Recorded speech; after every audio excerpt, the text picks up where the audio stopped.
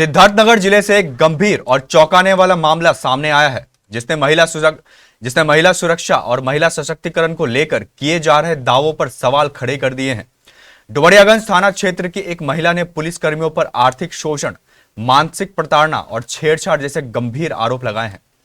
पीड़िता की शिकायत पुलिस अधीक्षक तक पहुंचने के बावजूद अब तक किसी ठोस कार्रवाई का अभाव दिखाई दे रहा है। डुमरियागंज थाना क्षेत्र की रहने वाली राजकुमारी ने पुलिस अधीक्षक सिद्धार्थनगर को दिए गए प्रार्थना पत्र में बताया कि 20 नवंबर 2025 को उनकी 2 बेटियां अचानक लापता हो गई थी। इस संबंध में उन्होंने डुमरियागंज थाना में शिकायत दर्ज कराई, लेकिन आरोप है कि शुरुआती दौर में स्थानीय पुलिस ने मामले को गंभीरता से नहीं लिया। पुलिस अधीक्षक के हस्तक्षेप के बाद मोबाइल सर्वेलेंस के जरिए दोनों बेटियों को लोकेशन ट्रेस की गई। पुलिस अधीक्षक के हस्तक्षेप के बाद मोबाइल सर्विलेंस के जरिए दोनों बेटियों की लोकेशन ट्रेस की गई। जांच में एक बेटी गुजरात और दूसरी मुंबई में मिलने की जानकारी सामने आई है। पीड़िता का आरोप है कि बेटियों की बरामदगी के दौरान पुलिस टीम के साथ की गई लंबी दूरी की यात्रा में सारा खर्च उसी से वसूला गया। होटल में ठहरना, खाने पीने और अन्य आवश्यक खर्च भी महिला को ही उठाना पड़ा। महिला ने अपने शिकायती पत्र में यह भी आरोप लगाया है कि यात्रा के दौरान डुमरियागंज थाना में तैनात सब इंस्पेक्टर अरविंद मौर्य ने होटल में उसके साथ जबरदस्ती और छेड़छाड़ करने की कोशिश की। महिला का कहना है कि विरोध करने पर उसे फर्जी मुकदमों में फंसाकर जेल भेजने की धमकी दी गई। पीड़िता का यह भी आरोप है कि जिन युवकों के साथ उसकी बेटी मिली थी, उनके खिलाफ कोई कानूनी कार्रवाई नहीं की गई, बल्कि महिला और उसकी बेटियों पर दबाव बनाकर गलत बयान दिलवाने का प्रयास किया गया। तो क्या नाम है आपका, कहाँ रहती है? मेरा नाम नीलम है। क्या मामला है? मामला ये है कि मैं और मेरी बहन बस्ती से सीधा गुजरात चले गए और गुजरात में मेरी बहन वहीं पर रुक गई और मैं वहां से मुंबई चली गई। मुंबई जाने के बाद मेरी माँ मेरी बहन को गुजरात गई लेने पुलिस वालों के साथ में। फिर उसके बाद में मेरे पास आई मुंबई आने के बाद वो हमको भी ली साथ में और लेकर आई। आने के बाद रूम लिया वहाँ पर रहने के लिए। तो जब मेरी मम्मी रूम में बैठी थी अकेले तो दरोगा जी वहाँ पर गए और उनके साथ छेड़छाड़ किए। हम देखे, हमको बोले कि तुम यहाँ से जाओ, हम बात कर रहे हैं। उसके बाद वो चले गए, हम चले गए मतलब दूसरे कमरे में और वो वहीं पर बैठे रहे। और फिर उसके बाद वहाँ से निकले। फिर रास्ते भर में दरोगा जी ने मतलब डरा धमकाया और मेरी माँ को भी बहुत मतलब सताया और मेरी माँ रास्ते भर में रोते हुए आई। और यहाँ पे आने के बाद थाने पे उन्होंने कहा कि अगर तुम ऐसा बयान नहीं दोगी तो तुमको जेल करवा देंगे। हाँ, मौर्य जी ने। और जब उन्होंने कहा कि तुमको जेल करवा देंगे तो उल्टा सीधा बयान करवाए हमारा। और फिर बयान करवाने के बाद बोले कि अगर तुम दोबारा बयान नहीं दोगी, बोलोगी कि मामा के यहाँ गए थे। फिर हमारा जबरदस्ती बयान करवाए और अभी जब हम बयान देने के लिए जा रहे हैं तो फिर से वो मतलब यही सब कर रहे हैं। आपकी मम्मी ने अरविंद मौर्य जो पुलिस वाले हैं उनके ऊपर छेड़छाड़ का आरोप लगाया था एसपी से। इसमें आपके परिवार का बयान दर्ज कराने के लिए बोला गया था, तो क्या उसमें आपका बयान हुआ था? हम गए थे, बयान भी दे के आए हैं बासी में। बासी किसके यहाँ गए? सीओ साहब के यहाँ। और बयान में आपने क्या कहा था? बयान में हमने यही कहा था जो हुआ था और जो अभी आपको बताया वही कहे थे हम कि मेरी मम्मी के साथ छेड़छाड़, मेरे मम्मी के साथ छेड़छाड़ किए, हाथ पकड़ के बैठे थे और फिर कंधे पे हाथ रखे थे। हमने देखा, मम्मी बोल रही थी कि क्या कर रहे हैं आप, तो हमने भी जाके देखा तो बोले कि तुम जाओ यहाँ से, हम बात कर रहे हैं। उसके बाद में हम चले गए वहां से। क्या चाहते हैं आप? हम चाहते हैं कि मौर्य जी को उन्होंने जो किया है हम लोग के साथ उसकी सजा उनको मिले। तो क्या नाम है आपका, कहाँ रहती है? मेरा नाम राजकुमारी है और रामनगर मोहल्ले में मैं रहती हूँ, डुमरियागंज जिला सिद्धार्थनगर। क्या मामला है?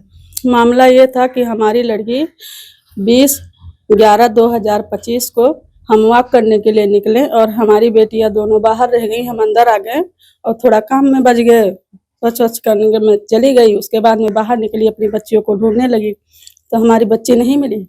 मैं बहुत कोशिश किया, हर जगह गई, लेकिन हमारी बच्ची नहीं मिली। दोपहर तक मैं बहुत प्रयास किया तो दोपहर के बाद मैं थाने पे गई, एप्लीकेशन डाली और थाने पे मैं कहती रही कि सर हमारी बेटियां 2 बेटी गायब हुई हैं और कैसे गायब हुए हैं उनको थोड़ा ध्यान दीजिए और देखिए कहाँ हमारी बच्ची है। लेकिन वो लोग जरा सा भी ध्यान नहीं दिए। बोले एप्लीकेशन ले लिए हैं, आप घर जाओ, मैं कल बताऊंगा। सर्विस लॉन्च पे मोबाइल लगा के सर्विस लॉन्च पे लगाए मोबाइल और उसका पूरा ट्रैक्स लिए और लेने के बाद मुझसे पूछा गया दूसरे दिन कि हाँ तुम्हारे कोई रिश्तेदार है। हमने कहा नहीं, मेरा कोई रिश्तेदार नहीं है। तो इन्होंने कहा कि आप जो है कल आइए, हम कल देखते हैं। तो हमने कहा कि नहीं सर, आप पूरा बता दीजिए कि कहाँ है हमारी बच्ची को, जल्द से जल्द ढूंढिए, मेरा दिल नहीं मान रहा है, मेरे बेटी के साथ कुछ भी हो सकता है, आप ध्यान दीजिए। तो उन्होंने कहा कि हम कल बताएंगे। मैं चली आई। तीसरे दिन जब मैं गई तो कोई सुनवाई नहीं किया। फिर मैं कप्तान के पास गई। तीसरे दिन जब वहाँ से कप्तान साहब ने फ़ोन किए एसओ को, तो एसओ ने हमको फ़ोन करके बोला एक सिपाही के मोबाइल से कि आप वहाँ से आइए और हम आपका यहाँ दर्ज करते हैं रिपोर्ट और तुम्हारे साथ जो है पुलिस कांस्टेबल भेज रहे हैं।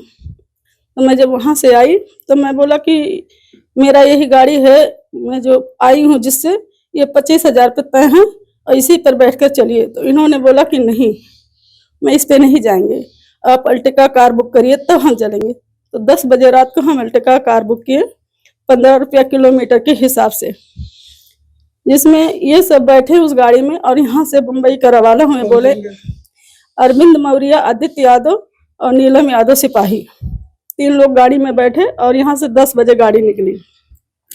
बम्बई को जो रवाना हुए तो अपना जहाँ गए वो कमरा लेते इधर से और गुजरात पहुँचे। बोले आपकी बच्ची गुजरात में है। हमने कहा चलो गुजरात लोकेशन टच करके जहाँ हमारी बच्ची, वहाँ जा कर के इन्होंने पहुँचा और हमारी बेटी को राहुल भुरिया के साथ पकड़े और उस लड़के के साथ हमारी लड़की को लेकर फिर बम्बई को निकले। बोले बम्बई चलो, अब पहले सूरत चलो, मुझे कपड़ा खरीदाओ, आपकी लड़की मिल गई है। तब 18,000 नगद रास्ते में ही ले लिए और वहाँ जा कर के कपड़ा इन्होंने सूरत में खरीदे। बोले और पैसा दो। हमने कहा मेरे पास अब ऑनलाइन पैसा है। अरविंद मौर्य। तो हमने कहा कि अब मोबाइल में पैसा है वही मार सकते हैं। तो कपड़े के दुकान पे 2,700 कुछ रुपया फिर मांगे। तो हमारे दुकान पे, तो वहाँ से कपड़ा वपड़ा खरीद के ले करके निकले। फिर बम्बई आए। हमारी बड़ी लड़की को अरबाज के साथ एक होटल से पकड़े, जो कि अरबाज को साथ में ले करके गाड़ी में बैठे। फिर गाड़ी से आए, बोले अब कमरा ले लो। तो हमने कहा चलो ठीक है। तो कहीं कमरा लेने से पहले ताज होटल देख लेते हैं, गेट ऑफ इंडिया देख लेते हैं। तब वो सब देख करके इन्होंने कमरा लिया, जहां हमने 2600 रुपया मारा। जब वहाँ सब बच्चियां नहाने गई और नहाने के बाद और आदित्य यादव मुलजिम को ले करके नाश्ता करने चले गए और नाश्ता करने के बाद इन्होंने आए, तब तक कि अरविंद मौर्य हमारे साथ छेड़छाड़ के और हमारे साथ जबरदस्ती करने की कोशिश की। महिला की शिकायत के बाद पुलिस अधीक्षक के निर्देश पर क्षेत्राधिकारी बंसी कार्यालय में महिला और उसकी बड़ी बेटी के बयान दर्ज कराए गए। हालांकि बयान दर्ज होने के बावजूद अब तक आरोपी पुलिस कर्मियों के खिलाफ किसी भी प्रकार की कार्रवाई सामने नहीं आई है।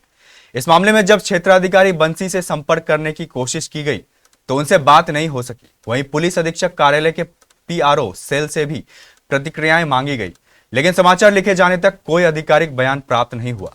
इतनी गंभीर शिकायतों के बावजूद कार्रवाई न होना कई सवाल खड़े करते हैं। क्या कानून सभी के लिए समान है या फिर खाकी वर्दी के आगे न्याय कमजोर पड़ रहा है? अब देखना यह होगा कि पुलिस प्रशासन इस मामले में कब निष्पक्ष जांच कर सच्चाई सामने लाता है और दोषियों पर कार्रवाई करता है। उत्तर प्रदेश से संदीप पांडे का रिपोर्ट KBC न्यूज के लिए।